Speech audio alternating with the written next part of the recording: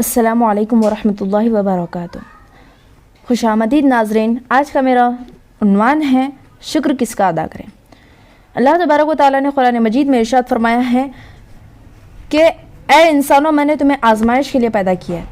تو اللہ تبارک و تعالیٰ نے انسان کو عقل جیسی نعمت دی ہے جس سے انسان اچھے اور برے میں فرق کر سکتا ہے۔ جیسے کہ انسان کو دو راستے دکھائے جائے، آپ کو یہ بتایا جائے کہ یہاں پر اچھائی اور یہاں پر برائی ہے، تو انسان عقل رہنے کی وجہ سے سمجھ سکے گا یہاں پر اچھائی ہے کہ یہاں پر برائی ہے۔ تو یہ سمجھنے بوجھنے کی طاقت اللہ نے انسان کو دی ہے۔ اللہ نے بہت ساری مخلوقات پیدا کی ہیں، جیسے کہ اللہ نے جانور پیدا کیے ہیں، پرندے پیدا کیے ہیں، لیکن ان تمام میں عقل نہیں ہے۔ وہ کتا جب وفاداری کرتا ہے تو اللہ نے اس کے اندر رکھی ہے وہ صفت۔ اگر کوئی جانور اچھے کام کرتا ہے تو اللہ نے اسے وہ چیزیں دی ہے، اللہ نے انہیں عطا کی ہیں، اسی لیے جانوروں کو اس کا بدلہ آخرت میں نہیں ملے گا۔ اللہ نے انسان کو ایک نعمت دی ہے، وہ ہے عقل، تو انسان اس سے اچھے اور برے میں فرق کر سکتا ہے۔ اسی لیے قیامت کے دن انسان کو اس کے اچھے اور برے پر اس کا اجر و ثواب اور اس کی جزا و سزا دونوں ملے گی۔ تو اللہ کا شکر ہے کہ اللہ نے ہمیں عقل والا بنایا، بے عقل نہیں بنایا۔ اللہ کا شکر ہے کہ اللہ نے ہمیں عقل والا بنایا۔ جیسے کہ ایک صحابی کے پاس جاتے ہیں اور کہتے ہیں کہ میں بہت پریشان ہوں حضور، میں بہت پریشان ہوں۔ تو صحابی کہتے ہیں کہ تم اپنی دونوں آنکھیں مجھے دے دو۔ تو وہ شخص کہتا ہے کہ میں یہ آنکھیں کیسے دے دوں؟ اگر تم مجھے دو آنکھیں دے دو گے تو میں تمہیں 2 لاکھ روپے دے دوں گا۔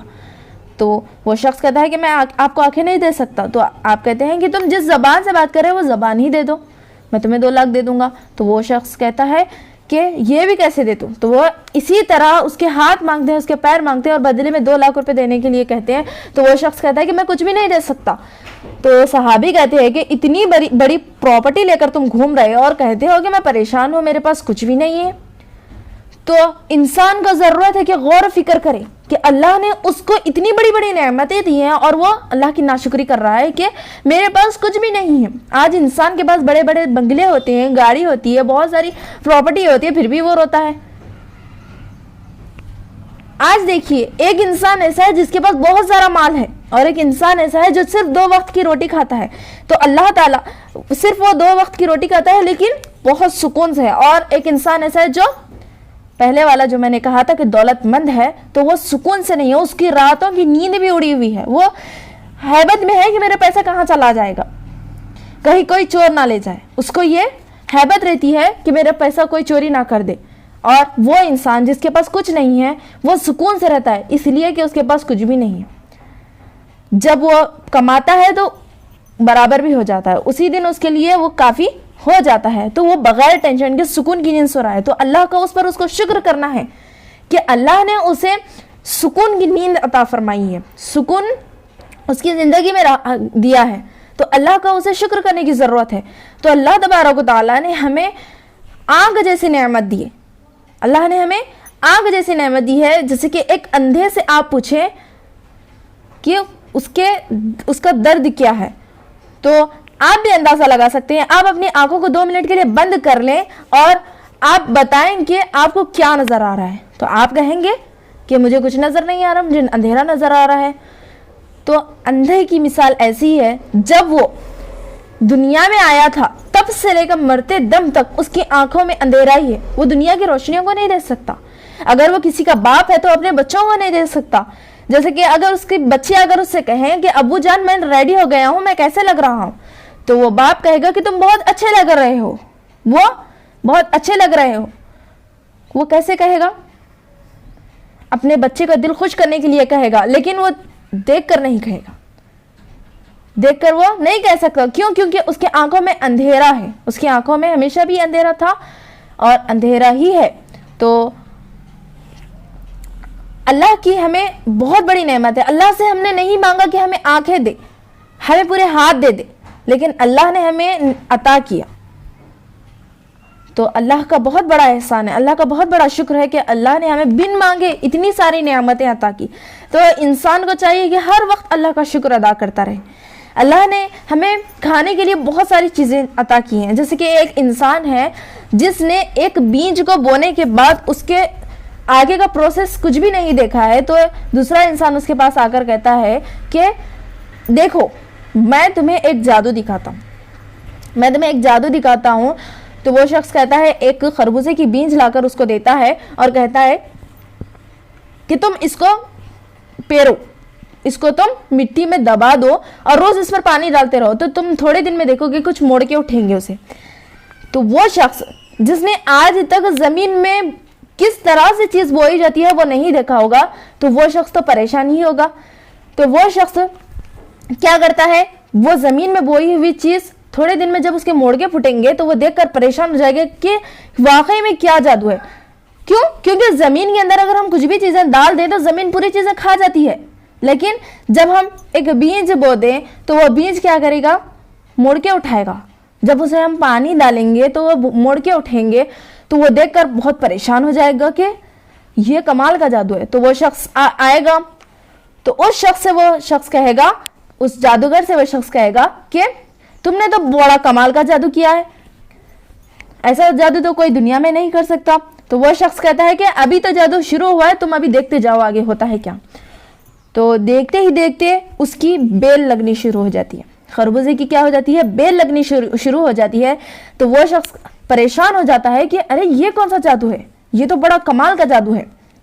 تو وہ جادوگر سے پوچھتا ہے کہ تم نے تو بڑا کمال کا جادو بتایا.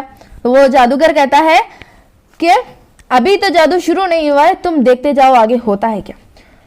وہ بیل, جیسے کہ درخت جب اگتے ہیں تو سیدھے سیدھے اگ جاتے ہیں, لیکن بیل کا کمال یہ ہوتا ہے کہ جب بیل لگتی ہے تو باریک سے باریک سوراخ میں سے بھی نکل کر وہ اپنی جگہ بنا لیتی ہے. تو جب وہ شخص یہ دیکھتا ہے کہ بیل جس کے اندر عقل نہیں ہے وہ بھی یہ کام کر رہی ہے کہ باریک سے باریک سوراخ میں سے بھی وہ اپنا راستہ بنا کر بڑی ہوتی جا رہی ہے, لمبی ہوتی جا رہی ہے, تو وہ شخص دیکھ کر پریشان ہو جاتا ہے کہ یہ واقعی کمال کا جادو ہے. تو جب وہ جادوگر آتا ہے تو اس سے پوچھتا ہے کہ یہ تو کمال کا جادو ہے, اگر ایک اوپر چڑھنے میں کوئی انسان بہت ہی ماہر ہے تو اسے پتا ہوگا کہ کہاں پر مجھے کس طرح سے ہاتھ رکھنا ہوگا اور کس طرح سے چڑھنا ہوگا, لیکن اسے کچھ ٹریننگ بھی نہیں دی گئی, تو یہ بیل کیسی ہے تمہارا, یہ تو جادو ہے, وہ باریک سے باریک سوراخ میں سے بھی جا کر نکلتی ہے, تو یہ تو کمال کا جادو ہے تمہارا. تو وہ شخص کہتا ہے, جادوگر کہتا ہے کہ ابھی تو جادو شروع ہوا ہے, تم دیکھتے جاؤ آگے ہوتا ہے کیا. تو دیکھتے ہی دیکھتے اس پر گلاب پھول لگنا شروع ہو جاتے ہیں, اس کے اوپر کیا ہوتے ہیں, پھول لگنا شروع ہوتے ہیں. تو جب اس کے اوپر پھول لگتے ہیں تو کہیں پر بھی پھول لگ جائیں تو اس پر مکھیاں لگنا شروع ہو جاتی ہیں, مکھیاں آ کر بیٹھنا شروع کرتی ہیں, پھولوں کی خوشبو سے مکھیاں آتی ہیں, تتلیاں آ کر اس پر بیٹھتی ہیں. تو جب اس پر مکھیاں آ کر بیٹھتی ہیں تو وہ اپنے ذرات اس پر چھوڑ جاتے ہیں, چھوڑ کر دوسرے پھول پر وہ جا کر بیٹھتی ہیں. تو جب وہ مکھیاں اڑ کر چلی جاتی ہیں تو اس میں جو نر اور مادہ کے جو ذرات رہتے ہیں وہ جب ملتے ہیں تو وہ پھول کیا ہو جاتا ہے, جھڑ جاتا ہے, وہ پھول جھڑ کر گر جاتا ہے, تو وہاں پر ایک پھل لگنا شروع ہو جاتا ہے. تو وہ پھل جب لگتا ہے تو وہ پروسیس کو دیکھ کر وہ آدمی پریشان ہو جاتا ہے کہ ارے یہ تو واقعی کمال کا جادو ہے, میں نے تو کبھی نہیں دیکھا, یہ تو کمال کا جادو ہے. تو اس جادوگر سے بولتا ہے کہ بھائی تم نے تو بڑا کمال کا جادو دکھا دیا, میں نے تو کبھی نہیں دیکھا تھا, دنیا میں کوئی بھی ایسے جادو نہیں بتا سکتا ہوگا. تو وہ شخص کہتا ہے کہ تم دیکھتے جاؤ ابھی ہوتا ہے کیا, ابھی تو جادو شروع ہوا ہے. تو اس کے بعد کیا ہو جاتا ہے, ایک بڑا سا خربوزہ لگ جاتا ہے اور وہ پک جاتا ہے. جب وہ پکتا ہے تو وہ شخص کہتا ہے کہ ارے واقعی یہاں تو اتنا خوبصورت ایک پھل لگا ہے, تو یہ تو واقعی بہت بڑا جادو ہے, بہت کمال کا جادو ہے. تو جادوگر کہتا ہے کہ تم دیکھتے جاؤ آگے ہوتا ہے کہ ابھی تو جادو شروع ہوا ہے. تو جب اس تربوزے کو کاٹا جاتا ہے تو اس کے اندر کیا نکلے گی, بیجیں نکلیں گی, اس کے اندر بیجیں نکلیں گی. تو وہ شخص کہتا ہے کہ میں نے تمہیں ایسی ایک بیج لا کر دکھائی پیری تھی تمہارے سامنے, تو اتنے سارے فروٹس لگے, تو اب دیکھو کہ اس کے اندر جتنی بھی بیجیں ہیں ان تمام بیجوں سے ہم ہر ایک ایک ایسا پودا بو سکتے ہیں اور اسے سینکڑوں پھل کما سکتے ہیں, سینکڑوں پھل ہم اگا سکتے ہیں. تو جب وہ شخص سنتا ہے تو حیران ہو جاتا ہے. تو یہ کیا تھا؟ اللہ تبارک و تعالیٰ نے ہمیں اتنے سارے فروٹس جیسی نعمت عطا کی ہے. اگر انسان چاہے تو اللہ تبارک و تعالیٰ فرماتا ہے کہ انسان چاہے تو بھی یہ کام نہیں کر سکتا.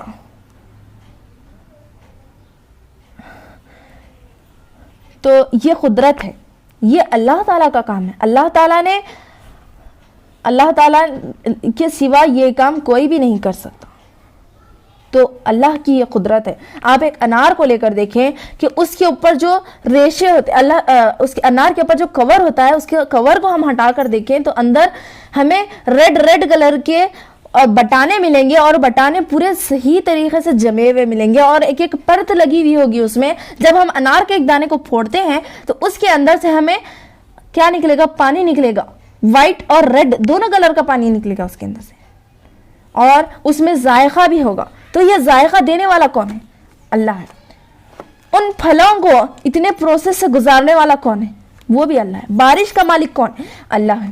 آسمان اور زمین میں دن اور رات کو بنانے والا کون ہے؟ وہ بھی اللہ ہے. تو ہم اللہ کا شکر ادا کریں. اللہ تبارک و تعالیٰ فرماتا ہے کہ میں ہی ہوں جو بارش کو برساتا ہوں, میں ہی ہوں رات اور دن کو تبدیل کرتا ہوں. اور اللہ تعالیٰ ایک عورت ہے تو اس کے اندر جب بچہ ابھی پیدا نہیں ہوتا ہے, اس سے پہلے اس کے اندر بچے کی غذا ہوتی ہے. جب بچہ ماں کے پیٹ میں ہوتا ہے تو بچے کی غذا ہوتی ہے خون. تو وہ خون جب بچہ ماں کے پیٹ میں ہوتا ہے تو اس کی غذا خون ہوتی ہے. جب بچہ ماں کے پیٹ سے باہر آتا ہے تو اس کی غذا ہوتی ہے دودھ. اور خون جب وہ پیٹ میں جو غذا کھاتا تھا وہی غذا اس کو خون, اللہ تبارک و تعالیٰ جب بچہ باہر آتا ہے تو اس کو اللہ تبارک و تعالیٰ نے دودھ دیا. تو وہ دودھ حقیقت میں کیا تھا؟ وہ خون تھا. تو جب بچہ پیتا ہے دودھ تو اسے یہ بھی پتہ نہیں چلتا. اور اللہ نے جب اس کو, جیسے کہ اگر ہم کسی چیز کو تبدیل کرتے ہیں ایک چیز سے دوسری چیز میں, تو ہمیں اس کے ذرا تو ذرا اس کے اندر خوشبو نظر آئے گی. تو اللہ تعالیٰ قرآن کو, یہ خون کو اللہ تعالیٰ نے کیا کیا؟ خون کو دودھ میں تبدیل کیا. خون کو کیا کیا؟ دودھ میں تبدیل کیا. تو ابھی اس کے اندر خون کی کچھ بھی اسمیل نہیں آتی. تو یہ اللہ کی قدرت ہے کہ اللہ نے جب بچہ پیٹ میں تھا تو اس کی غذا خون رکھی, خون سے اس کا پیٹ بھرتا تھا. اور جب بچہ ماں کے پیٹ سے باہر آتا ہے تو وہی خون اس کے لیے دودھ بن جاتا ہے. تو یہ اللہ کا بہت بڑا کرم ہے, اللہ کی بہت بڑی رحمت ہے. تو اللہ کا شکر ادا کریں کہ اللہ تبارک و تعالیٰ نے ہمیں ہر چیز سے نوازا ہے. اللہ تعالیٰ نے ہم اللہ کا سب سے پہلے یہ شکر ادا کریں کہ اللہ تعالیٰ نے ہمیں امت محمدیہ میں پیدا فرمایا. ہمیں بن مانگے امت محمدیہ میں بھیجا.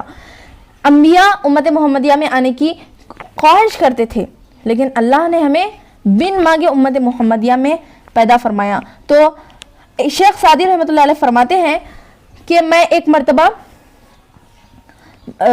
مسجد سے نکل رہا تھا. وہ جامع مسجد کے امام تھے, دمشق کی جامع مسجد کے امام تھے. وہ مسجد سے جب نکل رہے تھے تو دیکھا کہ ان کے شوز کیا ہو گئے تھے, چوری ہو گئے تھے. تو وہ پریشان ہو گئے اور دل ہی دل میں ناشکری کرنے لگے کہ میرے پاس چپل نہیں ہے اور لوگ کیا کہیں گے کہ اتنی بڑی مسجد کا امام اور پیر میں چپل نہیں ہے. تو یہ ناشکری کے الفاظ ان کے دل میں آ ہی رہے تھے کہ ان کے سامنے سے ایک شخص جا رہا تھا جس کے پیر نہیں تھے.